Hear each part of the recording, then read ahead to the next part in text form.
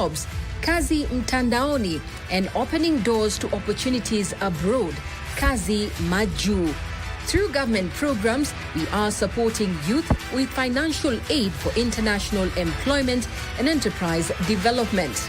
During our graduation, the principal told us about registering for the recruitment. So I said, why not? So I acquired my medical certificate. Then I was required to go for the visa. So I applied for the visa. It only took less than 2 weeks. So I acquired my visa. Then I paid for my ticket to go to the UK. Nilipofika Birmingham Airport, already farm ilikuwa isha organize gari ya kutuchukua pale airport. So tulipofika, tukachukuliwa, tukaenda direct kwa farm. Jambo la muhimu zaidi ya ile ingine yote ni kuhakikisha kwamba tunapanga ajira ya vijana wetu. Monetizing talent, boosting the economy, and making Sanani jobs a reality. This Jamhuri Day, we empower the youth for a brighter future locally and globally.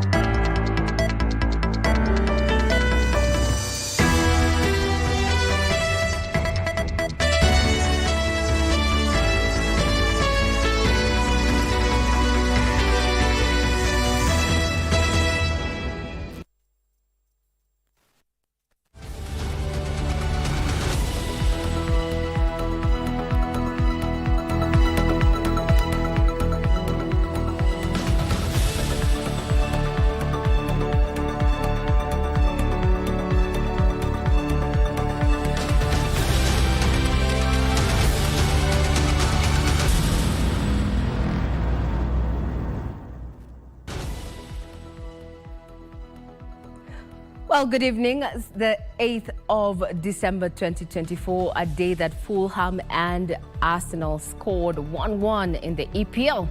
But away from sports, Hustler Fund is going to be turning 2 in not too long. They're talking about either 24 hours or 48 hours in. So what have been the achievements of this particular economic tool that has been launched by the government to ensure that MSMEs get access to credit?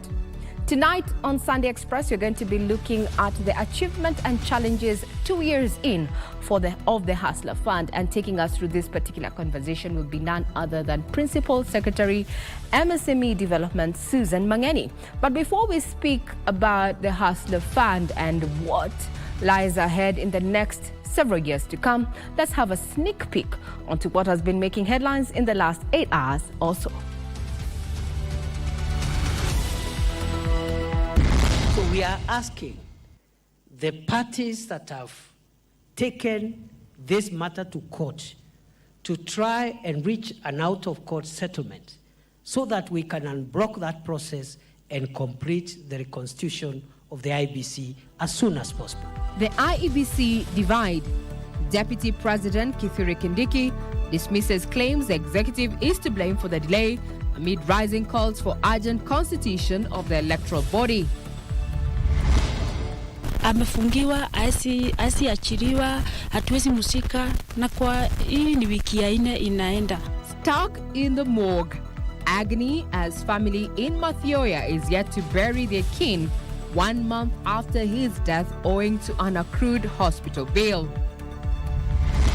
Because maybe the bigger population do not know the animal called the dog is very intelligent. And sniffing them out. Tonight we feature how police dogs are keeping drug barons and traffickers in check.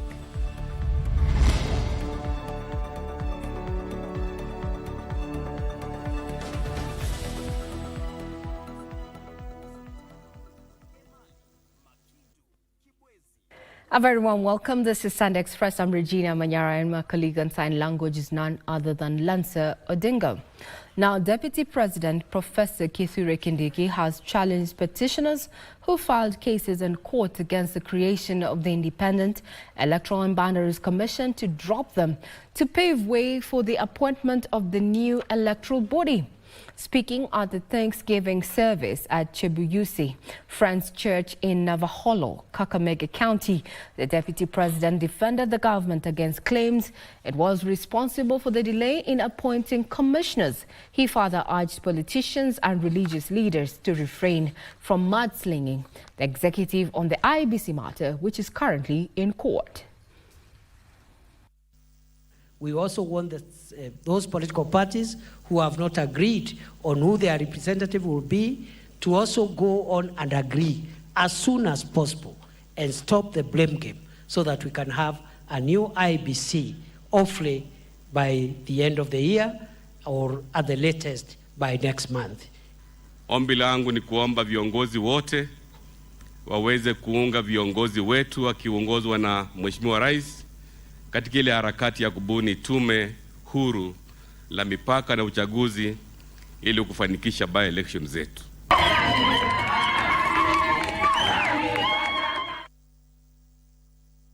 On the same breath, the debate on the reconstitution of the Independent Electoral and Boundaries Commission IBC resonated on various platforms across the country. Immediate former Deputy President Rigathi Gachagua warned that the delays could compromise the credibility of the upcoming elections. Sentiments echoed separately by WEPA leader Kalonzo Musyoka, who said time was of essence given that the 2027 elections were just but a few months away. Here's Khalid Abdullahi with the details.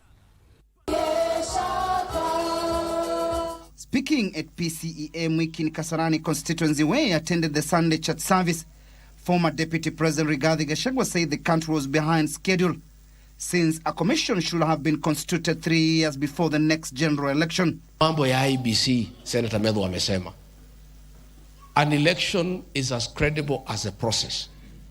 Kriegler report walisema, the electoral commission must be in place 3 years before the election. Sasa tumebaki mwaka mbili unusu. Hakuna IBC. And people can read mischief. Kwa nini IBC hapana weko? So we are calling for the constitution of IBC urgently and as of yesterday. Ndio waanze kupanga mikakati ya uchaguzi, so that the process can be as credible as the expected outcome. He called on leaders elected through a popular vote to respect the people who elected them. Elsewhere, WIPO leader Dr. Kalonzo Musyoka has faulted the government for creating the constitutional crisis by failing to reconstitute the Independent Electoral and Boundaries Commission. Musyoka said that the Azimio coalition had adhered to the strict timelines of the court and presented the name Kokimuli for the IBC selection panel. When Azimio was given 48 hours to forward the name of the candidate to be in the panel that will constitute the IBC, we had to adhere to the strict timeline by the court. And we gave the name of Dr. Kokimuli. I think she'll be issuing a statement. But there are people who are afraid of our abilities. They want to get user-friendly candidates. He spoke when he joined congregants at the PCA Ngudhuri Parish Elim Church in Kenol, Murang'a County earlier today. These are section of leaders from Murang'a County has appealed to Kenyans to cool off the temperatures and allow leaders to work for the sake of development. Mine is an appeal to all the communities. The money that is normally used by CDF, Women Lab, governors is your taxes. So I appeal to the community, especially Central Kenya. Let's allow those who either voted no or voted yes to come and bring development in our communities. Hata kama hatufurahii yale mambo ambayo watu ambao tulichagua wanafanya, sio haki ikuwe ati watoto wa hapa kwetu hawapati pesa ya masomo ama hawapati ile basari ya kutoka kwa CDF, ama pia ikuwe ati hata pesa ya shule ama ya hospitali hatupati kwa sababu tumekasirikia viongozi. And Bungoma Bishop Mark Kadima has emphasized on the need of a peaceful coexistence. He spoke during the official launch of St. Athanas Catholic Parish, Angorom, Teso South in Busia County. Tukitaka tuwe na umoja, tuwe na usalama, tukae pamoja vizuri, tufanyie pamoja, tuwe na maendeleo vile tulivyo nayo, na tunaendelea hivi mpaka tudhihirishe kwa vitendo vitatu katika maisha yetu. Now, a family in Kagongo village of Mathioya constituency is appealing for financial help to bury their kin. The family says that the body of their kin who died following a road accident has been lying in the morgue for a month now due to an accrued hospital bill amounting to 920,000 shillings. Kagongo village, Muranga County. This home stands with very little life in it. A tent that has been pitched in the compound for a month now is left deserted. Even the weather is seemingly as somber as the mood that has engulfed Florence Muthoni, a mother of 3, since the departure of the husband, Mwangi Kahiga, whose life was cut short after he was involved in a road accident. When the incident happened, mourners flocked to the homestead to lay Mwangi to rest, but as time went by and Mwangi's body did not make it home for burial, the mourners returned to their homes. The family is now appealing for financial help to bury their kin whose body has been lying in Kenyatta University Funeral Home following an unpaid hospital bill amounting to 920,000 shillings. Nimepatwa na msiba ambaye ni bwanangu amekufa, alipatwa na ajali hapo Choka, ndio ajali ilipatikana. Amefungiwa, asiachiliwa, hatuwezi musika, na kwa hii ni wiki ya 4 inaenda. Sasa nilikuwa naomba msaada, biru ni ya 920,000. Mwangi's widow says a fundraiser organized at the village to raise money for the hospital bill did not yield much. Wamekataa na mwili na mochari bado inaendelea kujihesabu. Sasa tunaona mzigo imekuwa kubwa sana. Sasa tumejaribu kama wanakijiji kufanya harambee. Pesa imekosa juu ya venye maisha imekuwa gumu. Sasa hata hiyo harambee haikupata pesa. Kufikisha 50,000. Naomba muwasaidie juu hata sisi wana kijiji tuliwasaidia, lakini kuna shida sana juu hata hiyo harambee haikupata pesa vizuri. Family members are now calling for financial help. Money can be channeled to Florence Muthoni on her mobile number 0743 904 027 to help Muthoni's family put their kin to rest.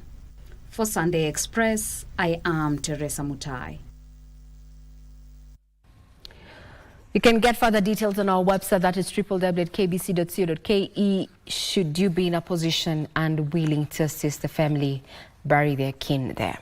Now, off to Kisumu County, where Nyanza leaders say they will seek audience with the president over the status of construction of the Korosoin Dam in the wake of flooding.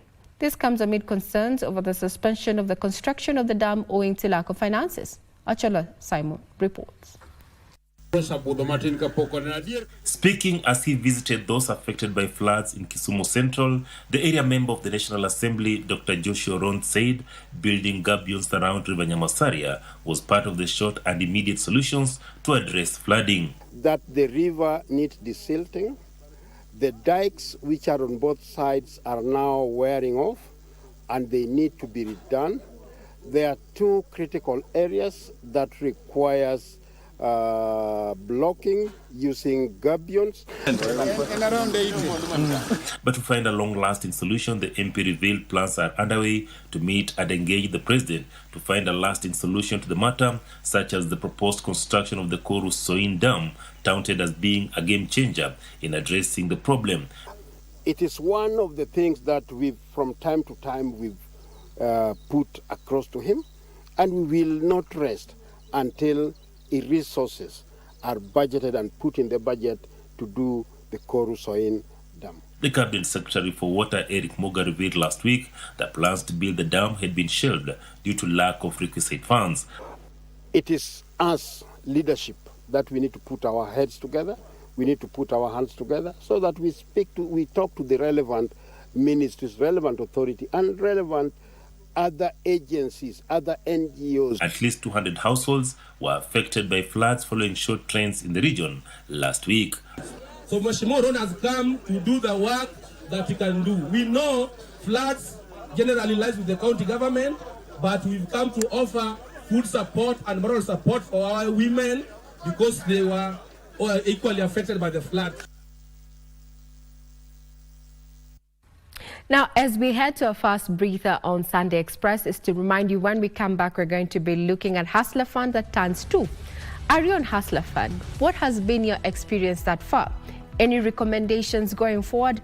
This is the feedback that you're looking forward to sample as we speak to none other than Principal Secretary, MSME's Development, Susan Mangeni. He's already with us in studio tonight as we look at the achievements and the challenges therein of as far as operations of Hustler Fund are concerned, with a lot of expectations ahead of that particular anniversary to be marked in either 48 hours to come. Do keep it KBC Channel 1. We'll be right back.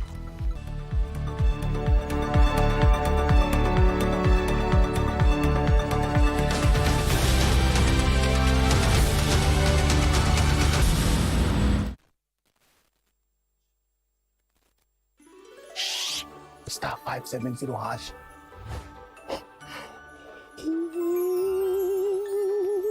Option 1 kuna PS5 na ni full package na inakuja na JBL Party Box.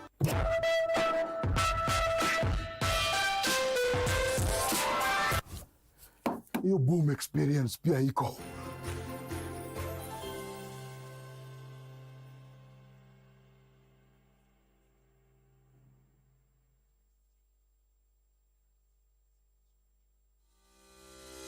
Mamlaka ya ukusanyaji ushuru nchini inakuletea kampeni ya umma ya G-Nice na Risiti Legit. Thibitisha risiti yako ukitumia app ya Risiti Legit, upate nafasi ya kuibuka mshindi wa zawadi kemkem kama vile shilingi milioni 1 pesa taslim, laptops, televisheni ya inchi 50, smartphones na zawadi zingine. Jumanne tarehe 10 tutakuwa Syokimau, Mlolongo, Kitengela, Athi River, Machakos na viunga vyake na Tala. Pata app ya Risiti Legit kwa Google Play Store au App Store kwa maelezo ya kuingia katika mashindano ya Risiti Legit. G-Nice na Risiti Legit. KRA, tulipe ushuru tujitegemee. I've been to Dubai, China, and now off to the US. Courtesy of eCitizen, I managed to get my passport just in time for my first conference abroad. Even you guys can get it. Link up with eCitizen.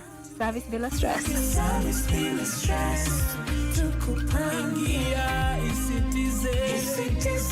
Service bila stress. The Public Service Superannuation Fund, PSSF, established under the Public Service Superannuation Scheme Act of 2012, is a defined contributory scheme designed to serve dedicated civil servants, teachers, and disciplined services personnel. Since inception on January 1st, 2021, PSSF has made strides in operational efficiency and governance. We are excited to announce the 3rd Annual General Meeting AGM of PSSF, which will take place on Wednesday, 11th December 2024 from 9 a.m. at KICC Nairobi. The AGM will be graced by the Chief Guest, Cabinet Secretary of the National Treasury and Economic Planning, FCPA, Honorable John Badingongo. Watch this event live on KBC Channel 1 as we present the financial statements and key updates. For more details and to confirm your attendance, please visit our website at www.psss.go.ke. PSSF, Empowering Futures.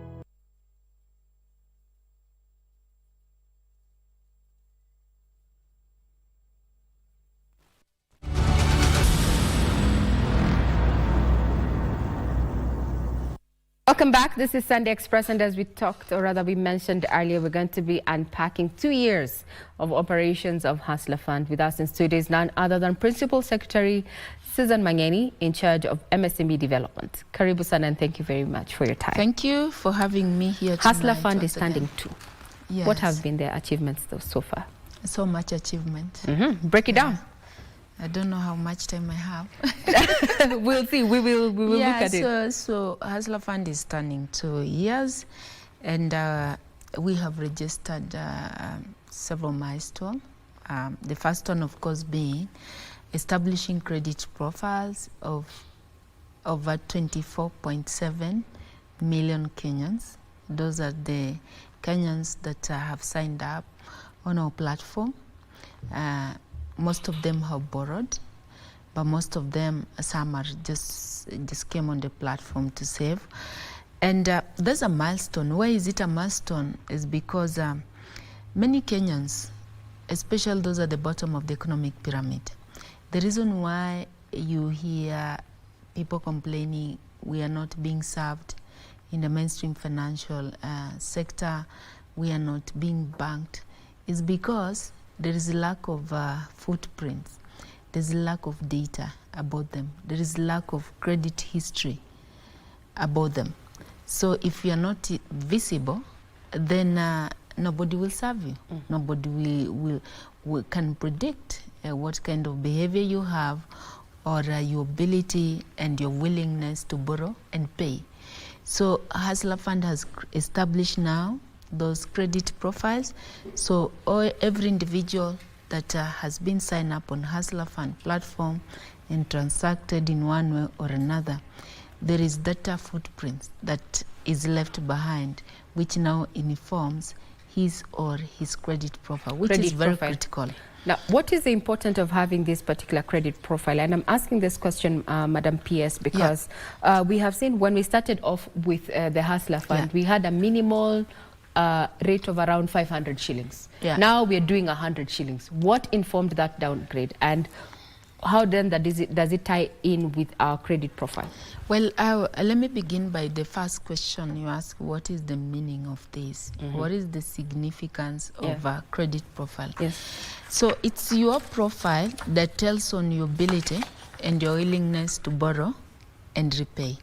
So if you go to the financing sector, for them to assess and you apply, you request for a loan or you apply for a loan, they need to be able to predict, your behavior around in the credit environment, whether you can pay, you have all it takes to pay, whether you have the ability, or in simpler terms, whether you fall within the category of won't pay or can't pay. Because there are people who borrow and just won't pay and will never pay.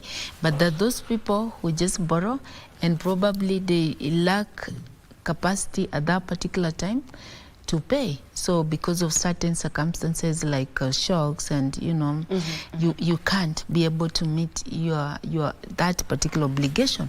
So credit profile, and you see, we exist in a world of scarcity.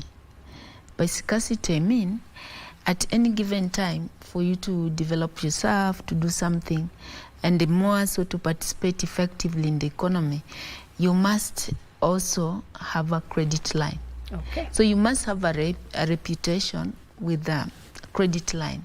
So people must be able to trust you, to know that I can lend to you and you can repay back. So it's a very critical attribute to all human beings. To actually access credit. To access credit, they look at that. Because again also, the people, well, you have, let's say you have a good business idea, you want to borrow against that alone, may not know, may not tell the bank or the financial person on the other side to tell whether if I take risk on you.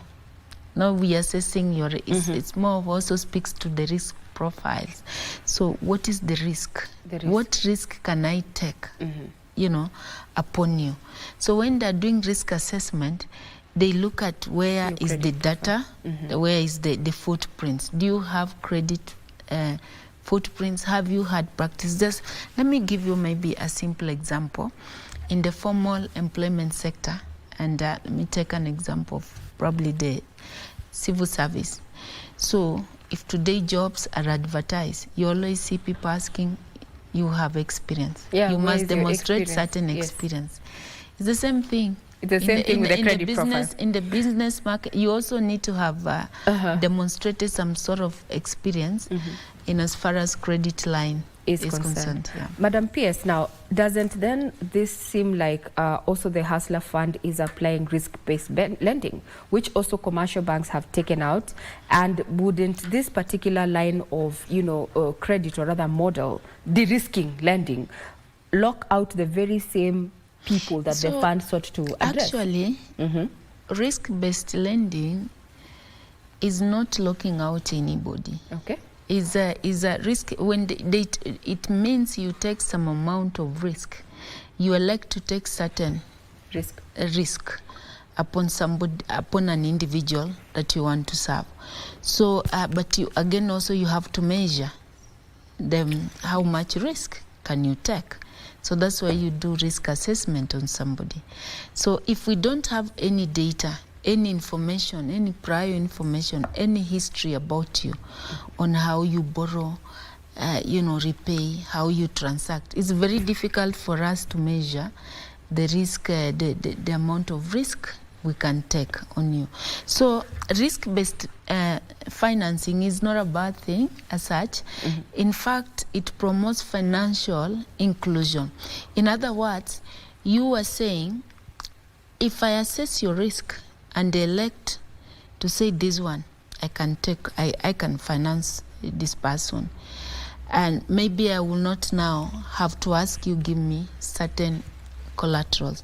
So it's your behavior, it is your practice, it is, how you live in that particular space that will make me be able to predict your ability and your willingness to borrow and repay. So I don't think it's a bad thing that is happening. And it's true. In the mainstream financing sector, everybody now is moving towards that. Risk-based. Because they have recognized that the MSME are not being supported yet, that the critical players in our economy. Now, but because who are MSMEs? MSMEs are women, MSMEs are young people who do not own means of production. So now we must now agree to trust them, to take some level of risk on them. So if you are going to take some level of risk on them, but there must be something also in addition. You cannot, they can't be stranger to you. You can't just go blind. No, they cannot just be stranger to you. There must be some parameters that and some history, some trails, some data trails about this person. Maybe he's doing this kind of business, he's borrowed here. What is the practice about this person? Exactly. Now, so risk-based financing is working. It's working to promote financial inclusivity as opposed to really, but so it's actually helping us to unlock that particular access to these particular people. Now, since you've mentioned the issue of risk, we also have to look at Kenyans are holding back around 10 billion shillings owed to the Hustler Fund. How do you intend to tackle this as we look at, forward? We're turning to. Do we expect this kind of momentum in the next 2 years? How are you planning to bring this? Thank you. So I was talking about the key milestone. So I mentioned the credit visibility, which we have established among Kenyans, and especially those who have signed up on our platform, the 24.7 million Kenyans, which represent close to 3/4 of adult population, could even be more, because we're talking about 18 years and above. Now, why do we need this credit history? To be able to assess and determine the creditworthiness of an individual that you're engaging with. And I think this is what the risk-based financing model also look at. They try to assess what is the creditworthiness of you. Are you creditworthy? Or all those. And what makes them, get to how can they take risk on you? So they have to assess. And the creditworthiness speaks to two things: your ability and your willingness to pay. So they assess your practices, your behavior, whether you have the ability or whether you're willing to pay. You show some sort of initiative.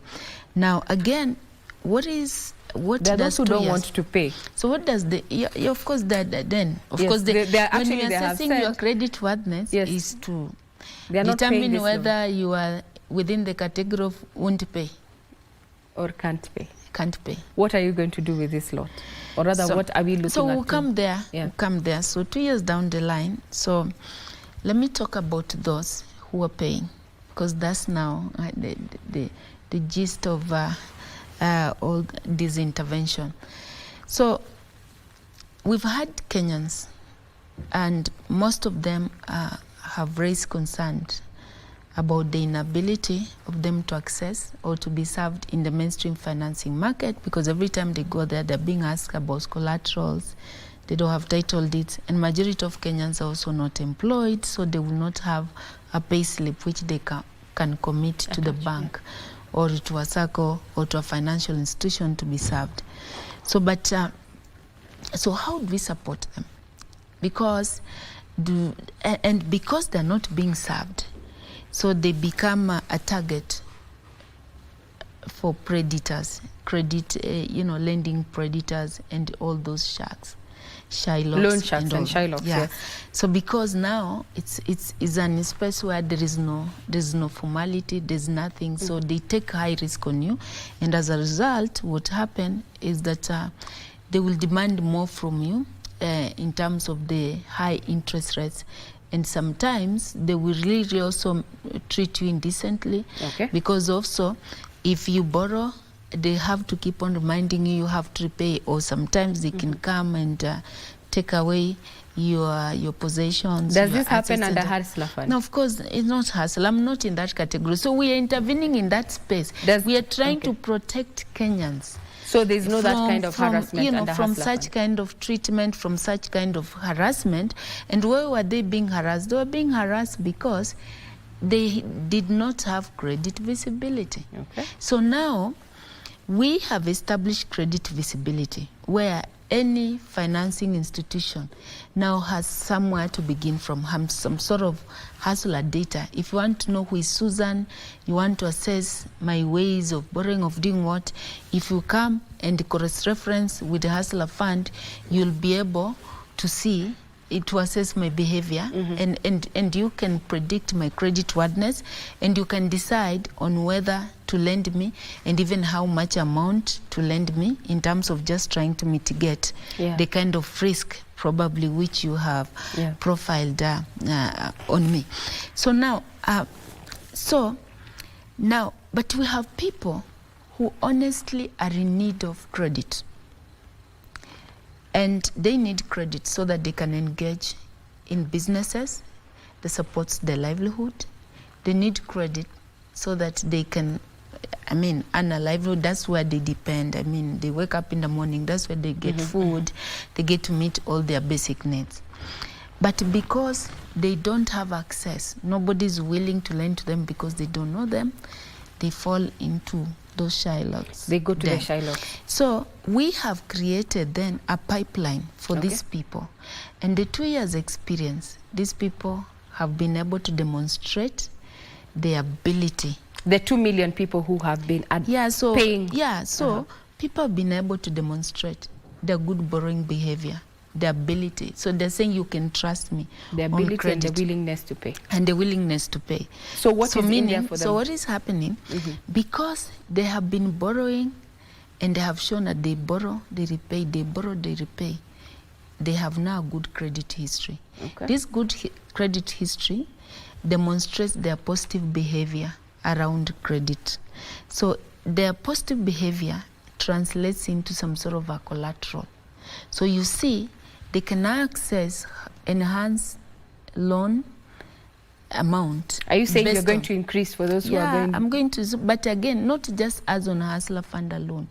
I'm saying this credit history that these people have is going to help them, is creating for them now a pipeline for to be served in the market.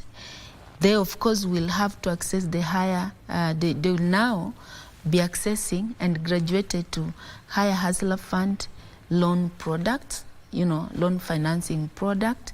But again, from there also, they embark on a pathway where they can be served even in the bank, because we've given them a platform to demonstrate that they're good borrowers. So people should not just misjudge them and say, those people, you cannot take risk on them. They have demonstrated. So Out of those 24.7 million Kenyans, if you're looking at about 2 million people whom we have opened and unlocked for them access to credit, they can now progress to another level of financing, either on the Hustler Fund or even outside Hustler Fund. So that's the impact that you're talking about, and that's the kind of intervention that we set out to do, to correct the market failure where we assume that everybody at the bottom of the economic pyramid, because they didn't have the credit history that we could use to assess their credit worthiness, that this one you cannot touch because they're high risk.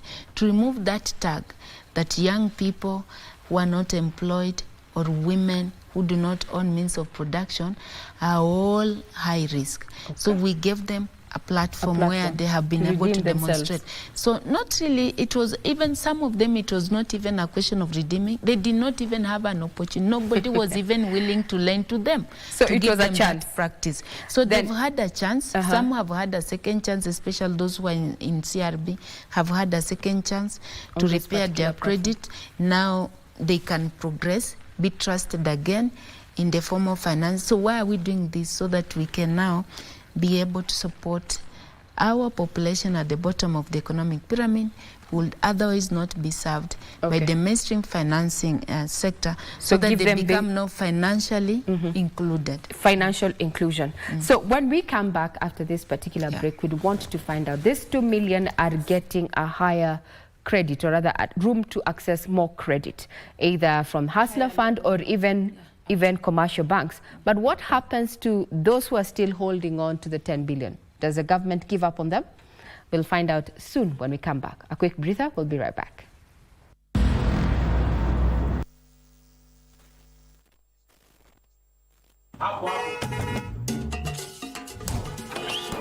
Wewe bro, nipatie hiyo risiti ya items. Wazi wazi. Cheki, mimi sina ado hizo nafikiri. Excuse, niletee risiti yangu ya items. Asante.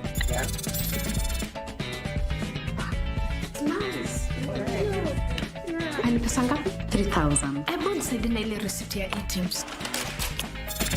Nimeshinda mili. I'm the latest millionaire. Marry me, baby. Yes! Guys, nimeshinda laptop. Nimeshinda TV 50 inches. Nice na Risiti Legit promotion kutoka KRA. Download Risiti Legit app, scan QR code kwenye risiti yako, ujishindie zawadi kem kila wiki. Kuna grand prize ya milioni 3 kwa washindi 3 milioni kila mmoja. Christmas ni sahi, ishafika na ni kubwa. Kweli? Hii Kristi ni bomba na Blue Santa kupitia star 570 hash option 1. Rudia. Star 570 hash option 1. Iko PlayStation 5 na 55 inch TV na iko 500,000 Kenyan shillings. Na mbuzi moja? Na mbuzi. 1 million Kenyan shillings na Samsung S24 Ultra. Na mbuzi moja?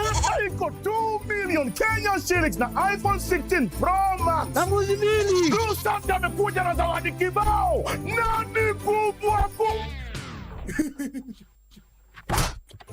Hapa kuna ndogo. Hapa Christmas ni bomba.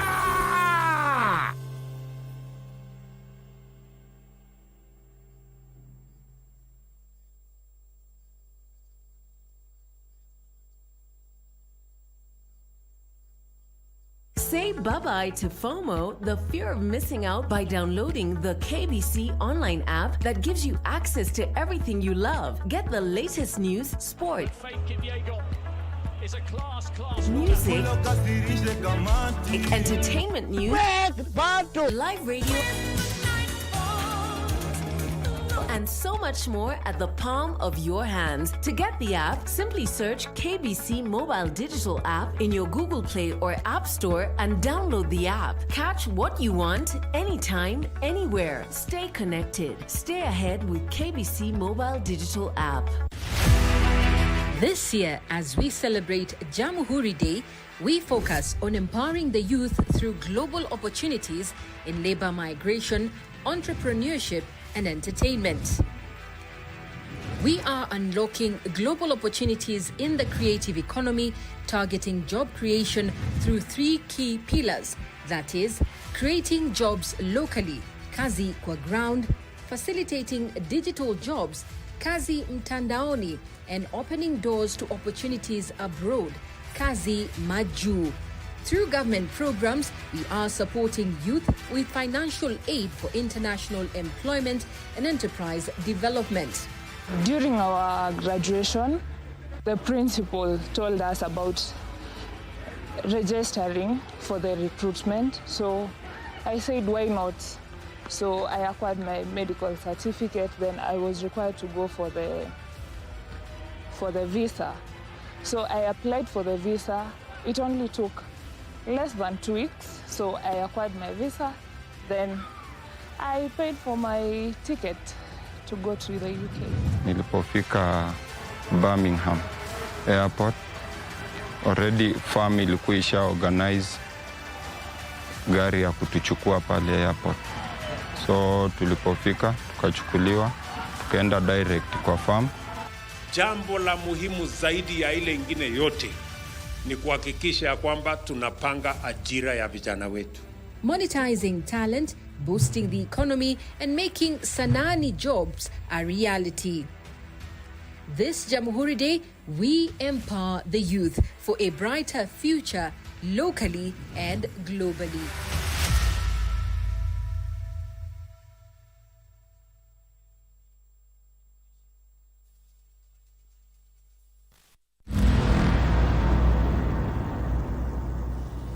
The Hustler Fund turns to. Question is, has the government given up on the defaulters, looking at a default rate of around over 20%? Madam Pierce, have you given up on defaulters? No, we can't give up. Why would we give up? There are our people, the Kenyans. We are rehabilitating them. We still give them more chances to grow, to repair their credit, to improve their credit, and ensure that now they establish profiles which can enable them. Are you coming for M-Pesa balances? Because that was mentioned somewhere. Just clarify. I don't know who said that. So where I sit, we have no such plans. Okay. I don't know who said that. So how does the future portend for the next 2 years? So because it's just like a normal school learning. Let me use the analogy of a classroom. In a classroom, you go through, you learn for a certain period, you subject it to an examination, you do an exam, that those people who excel well. So when they excel well, they are promoted to another class. Those who remain behind, you take them through the same syllabus, they repeat the classroom until the time when they will, you will assess again their ability and you see they have mastered the subject. Then you can again subject them to an exam and you assess whether they can now be promoted, and if they pass, you take them to the next level. It doesn't mean now these who repeat or these who did not make it, you do away with them. So what's the future of Hustler Fund as we come to a close? So the future, the Hustler Fund is a policy intervention. If we continue having market imperfection with regard to credit access, we will always be there to intervene. We'll always create a platform where now Kenyans can have a second chance to repair their credit, grow it, start also, having experience of the, credit experience. Do groups and circles stand a chance? No, they will. The groups and circle will also stand a chance because they also have credit, they do credit assessment on them. Okay. They also have, they can also be assessed. They're also supposed to have credit, to be credit worthy, to be lent to. So if we are using the parameters that assesses the personal borrowing behavior, the groups are formed of individuals. So those individuals' behavior then will be measured, and that becomes their scores to determine their credit worthiness and the level of limits which then somebody can risk on them or can lend them. But let me say this, the future of Hustler Fund is that The way I see Hustler Fund from the last 2 experiences is that it's creating a very clear pipeline for inclusive economic growth for people at the the bottom of economic pyramid. And it all begins this way. If I can access credit, I can be able to engage actively in the economy. If my credit history can be collateralized, my good borrowing behavior can be collateralized, and then replace the conventional collaterals like title deeds, which I may not have access to, then that's a good thing. It's become more transformative. Then it means just with my credit score, I can walk to a bank, they look at me, they can predict whether I have the ability or the willingness to repay, and then they can give me credit that I need to run my business. So let me look at the 2 million people. So focus in those who have paid. These who have demonstrated good borrowing behavior. So assuming these 2 million people, each one of them was establishing an enterprise that just employs even himself or herself, that's self-employment enterprise. Like you start a business, you're sole proprietor. As we come to a close, yes? What does that mean? It means you'll have created 2 million jobs. Assuming out of 2 million, we only get to progress about 500,000 of them, again, who can be supported now. This, I'm trying hard not to preempt what we'll be talking about. I can see you struggling tomorrow. to preempt the president, but we know we're going to be coming 2 years. Tomorrow, but I just want to know, what does it mean to have a good credit score? What does it mean? What it means to have a good credit score is that now you'll be visible in the formal financing system. You'll be served, you'll be banked, and you can be able to access credit against your credit worthiness and engage actively into the economy. That engagement could be maybe establishing an enterprise that can create jobs into economy. So then jobs means you'll be impacting to our economy. The socio-economic development. Yeah, you'll be impacting to economy. Okay. Right now, we are suffering because of the high youth unemployment. So if you can get an enterprise through the Hustler Fund pipeline that at least can give us even 5 jobs to the economy, that's an achievement, isn't it? Now, what does it mean to create a job? It means that you're also generating now wealth that goes revenue, across or that trickles down. And we will be so having many this things and many other things. So what I'm saying, so Hustler Fund will be there as a policy intervention, and I believe that pipeline is now going to become clear and clearer on how then we'll get to mobilize people at the bottom of the economic pyramid to make sure that no one is left behind in the economic participation. Thank you very much. On that particular point, we turn to on Hustler Fund, and the question is, or rather what you need to know is that the Hustler Fund has actually been running what is called a survey on your credit worthiness. Are you willing and capable to pay? So if you are, there are benefits to it. If not, government is not willing to give up on you yet. Now we cross over to other stories. Remember, we've been having none other than our Principal Secretary, MSME Development, that is Susan Mangeni, taking us through this conversation. And as we turn to, we're expecting to be live with that particular celebration there, where we have none other than Chief Guest President William Ruto. Now, security personnel in the country have made significant strides in the war against drugs and substance abuse. Seizures of large quantities of drugs like heroin, bang, and cocaine, as well as apprehension of drug barons trying to smuggle them through the border posts, have also been made. This progress follows the deployment of a multi-agency team, including specialized police dogs, in the fight against the drug menace. Over 51 suspects have so far been arraigned in court, as Aidan Ibrahim reports. Drugs cartels in the country have for many years used Kenya's border points as corridors for smuggling illegal goods and drugs trafficking. Fight it! Yeah, fight it! Fight it! With Moyale and Isebania Highway being notorious transit points, the drugs network intricately divided into traffickers of different regions. The Moyale to Ethiopia side and traffickers in Moyale to Kenya, traffickers in Merti and Isiolo, and traffickers based in Meru and Nairobi.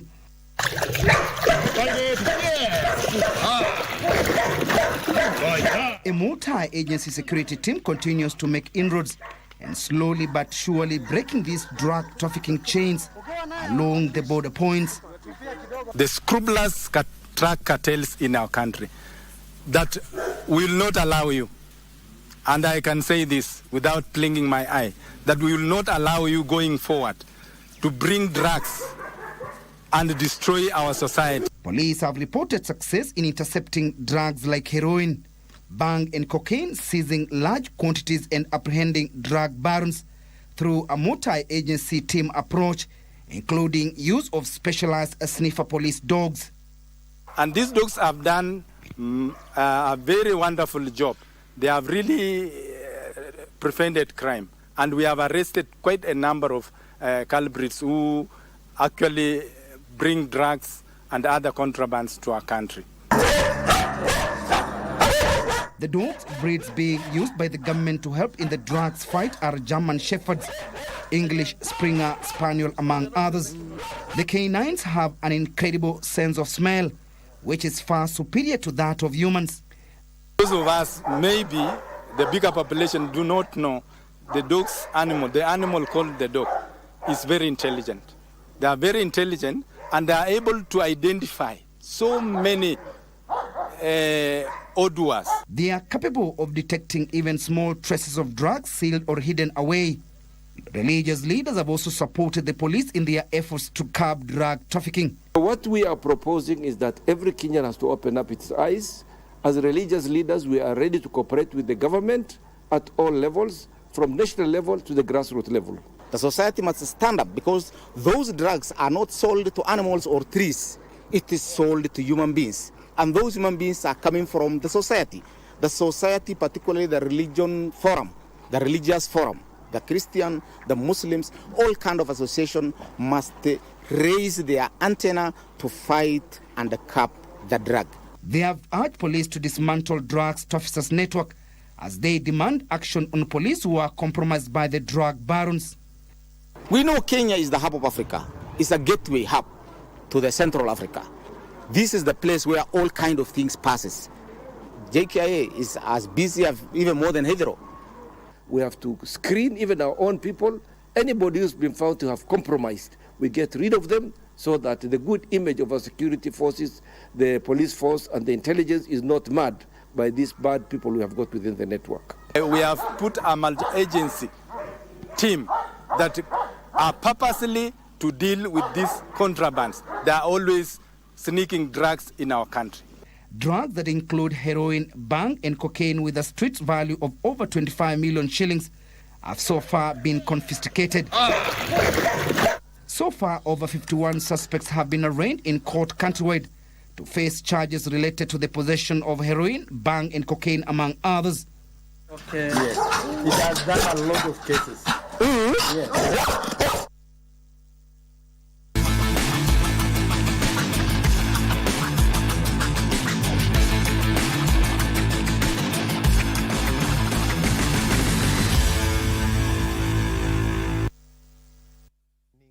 My name is Daniel Wahome and welcome to Sunday Express Sports. The national men's rugby sevens team Shujaa wound up 7th at the second leg of the World Rugby Sevens Series in Cape Town, South Africa. Kenya beat Great Britain 32-17 in the 7th place playoff. Kenya had lost to Argentina in the 5th place playoff after finishing second in Group B. Against Britain, Kenya scored their tries through Nigel Lamaita and Patrick Odongo, who touched down twice each, while George Oro and Samuel Atsati scored a try apiece to assure Shujaa of the emphatic win. Following the win, Shujaa now has collected a total of 8 points from the second stop of the 7-legged circuit. The third leg of the series will be held in Perth, Australia in January.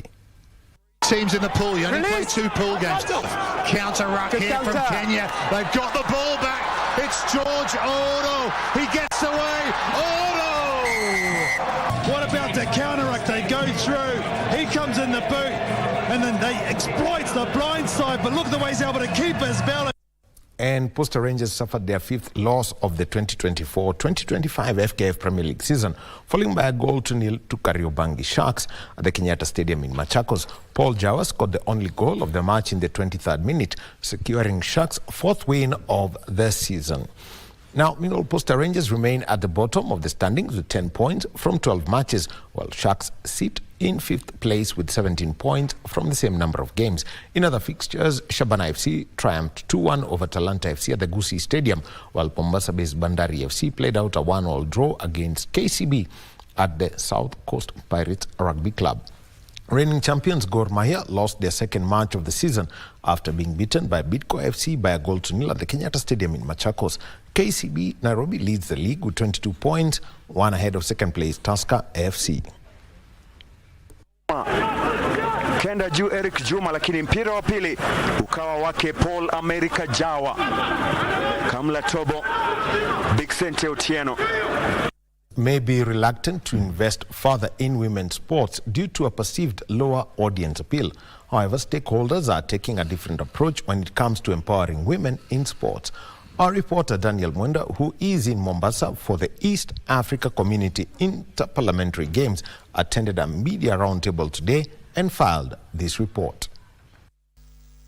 At a round-table stakeholder conference held at the Aga Khan Academy in Mombasa, one of the venues for the ongoing 14th edition of the East African Community Interparliamentary Games, various stakeholders and government representatives came together to discuss the promotion of football in the East African region.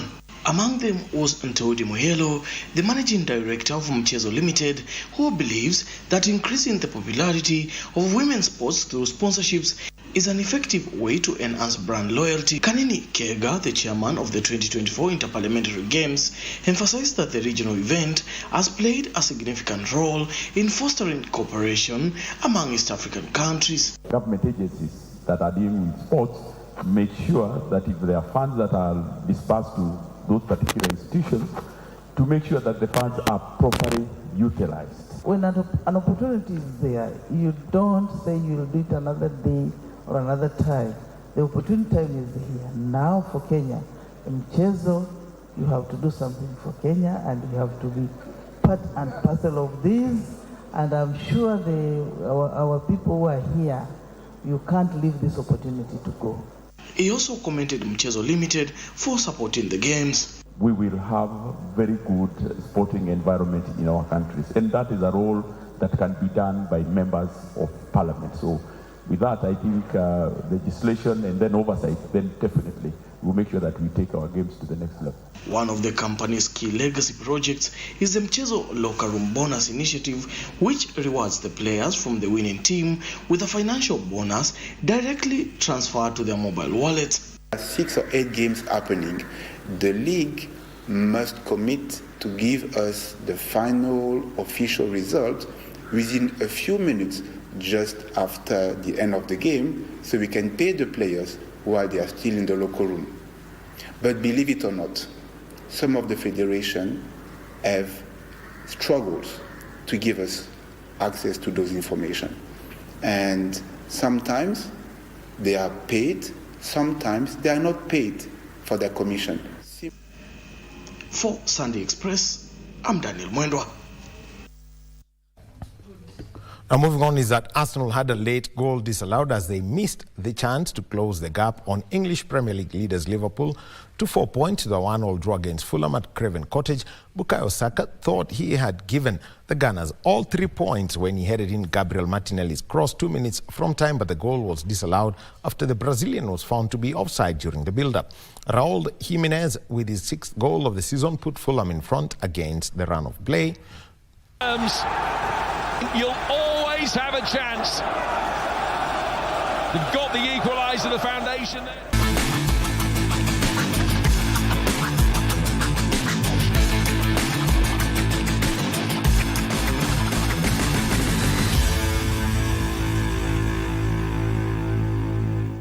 And that's the sport for tonight. Just an update on the English Premier League, because this match was live on Radio Taifa. Remember that KBC, Radio Taifa and BBC Ulimwengu wa Soka have partnered to be bringing you English Premier League matches, one on Saturday and one on Sunday.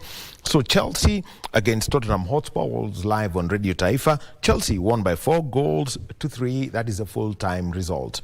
Well, that's it from me. Remember, tomorrow, bright and early at 10 a.m., we'll be on Sports Check. The conversations, I'll give you a hint. Number 1, mixed martial arts.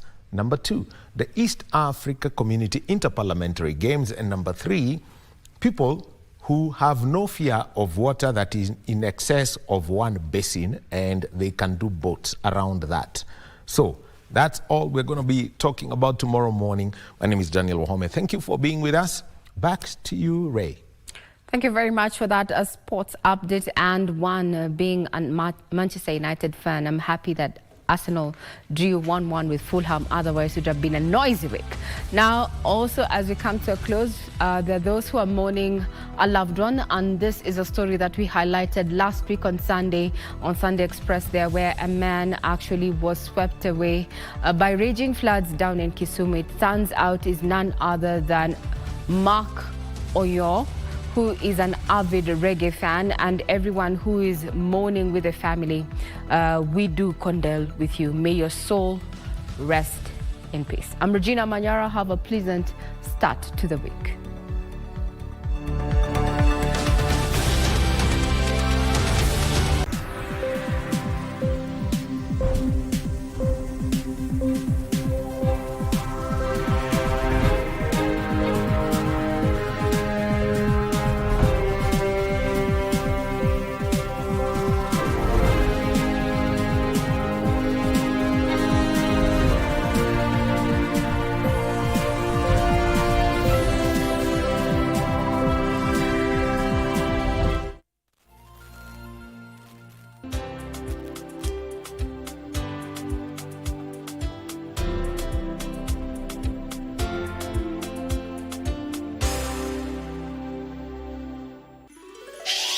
Star 570 hash.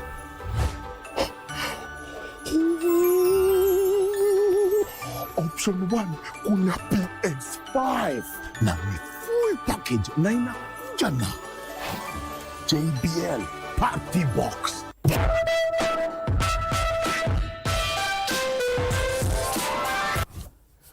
Your boom experience pia iko.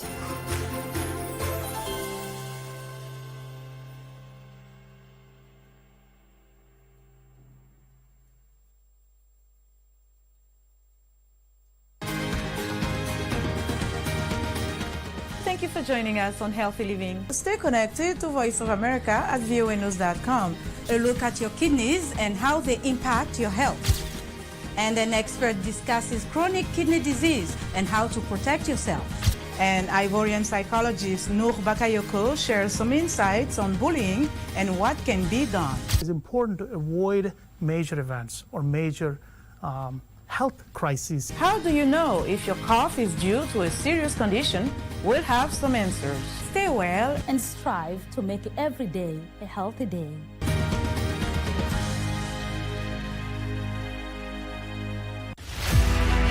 This year, as we celebrate Jamhuri Day, we focus on empowering the youth through global opportunities in labor migration, entrepreneurship, and entertainment. We are unlocking global opportunities in the creative economy, targeting job creation through 3 key pillars. That is, creating jobs locally, kazi kwa ground, facilitating digital jobs, kazi mtandaoni, and opening doors to opportunities abroad, kazi maju. Through government programs, we are supporting youth with financial aid for international employment and enterprise development. During our graduation, the principal told us about registering for the recruitment. So I said, why not? So I acquired my medical certificate. Then I was required to go for the visa. So I applied for the visa.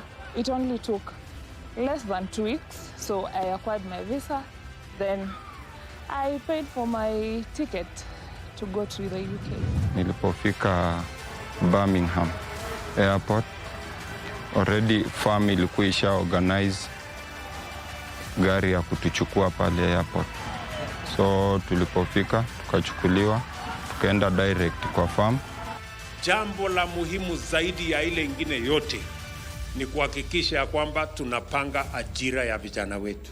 Monetizing talent, boosting the economy, and making Sanani jobs a reality. This Jamhuri Day, we empower the youth for a brighter future locally and globally.